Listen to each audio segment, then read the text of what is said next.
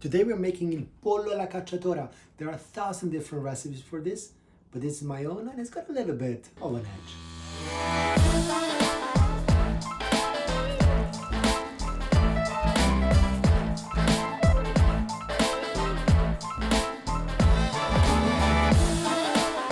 And today we're making il pollo alla cacciatore, the huntsman chicken.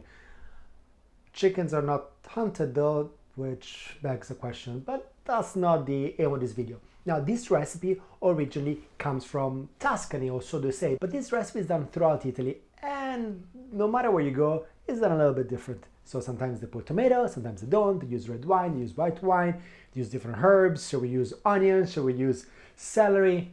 So yeah, I think the authenticity of this recipe is kind of mingled with whatever the traditions of the local Italian cuisine is. So today I'm making you my version, which is a little bit funky, it's got a little bit of edge, and it's the way I like to make my pollo alla cacciatora. The ingredient starts off with a nice chicken. This one, I bought it from the butcher today. It's always better to buy the full chicken and then either butcher it yourself or ask the butcher to just chop it up. That's what I did today. It's just cheaper and you get a like really nice chicken. Of course, keep the skin on. Today I was at the butcher with my wife. My wife shouted at the guy, please take the skin off. Thankfully I was there, I blocked it because the skin is gonna add so much flavor, adds a little bit of fat, and it makes this recipe totally complete. Then we're gonna have some olives, of course, salt, pepper, a little bit of rosemary, a little bit of garlic. I'm gonna use a shallot. You can use an onion, you can just omit it, up to you. Some really good quality extra virgin olive oil. This is Lecino from Passo della Palomba. And I'm also using the white wine from Passo della Palomba. This is a dry white wine. I use the Cacciatore grapes because this recipe requires a dry wine. And then where I get my edge from is this, a little bit of Nduja, the spicy sausage from Calabria. Of course, you can substitute with chili, but having this takes it to the other level. Simple initial prep. We're gonna start off with a shallot and a rough chop. We start off with some abundant extra virgin olive oil, and this is why you need good olive oil. 1 clove of garlic, and if you like it, a little bit of rosemary. You can add some sage, you can put all the herbs you like. After a couple of minutes, our cheeky little piece of butter. Of course, you can do without, but I just like it. And now for my favorite bit, we're gonna add the chicken. Hear the sizzle? Skin down, so we get the skin to render some more fat into the pan. And just listen to the sound. The little crackle. Amazing. And here's where all the magic happens, so listen up. You want to make sure it gets a nice sear. If it sticks, it's okay, because we're going to take all that flavor out. And at this point, we're going to do two things. We're going to add our shallots. And we're adding the Nduja. Find an area where there's no chicken, put the Nduja in. This will melt, and then you're gonna be able to spread it all around.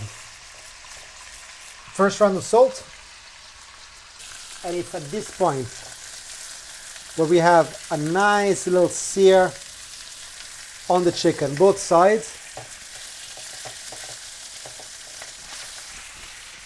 That we deglaze with some white wine. High heat at this point. Use your tongue or your wooden spoon to scratch off the bottom, because when you scratch off those things that's stuck, those are full of flavor, guys.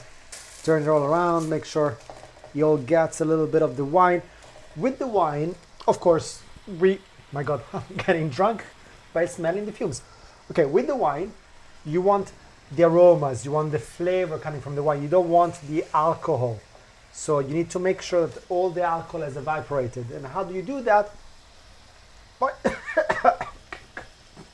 By sticking your face. If that is the reaction, the alcohol is still here, so you gotta wait a few more minutes. Well, not a few more minutes, but like a minute. And once you don't get the reaction anymore, you can just smell the nice flavors from the wine. That means you've reached the time. This chicken will take about 40 minutes to cook. So now we close it. We lower the temperature to the minimum. We're gonna wait about 20 to 30 minutes. We're gonna check it out. By the way, if it dries up when you check it, just add a splash of water.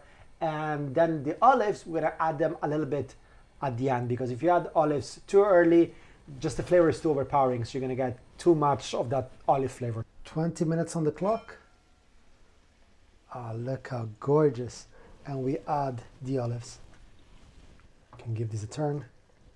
Make sure everything gets cooked evenly. It's fantastic smell coming from this. Another 20 minutes, then we are ready to eat this.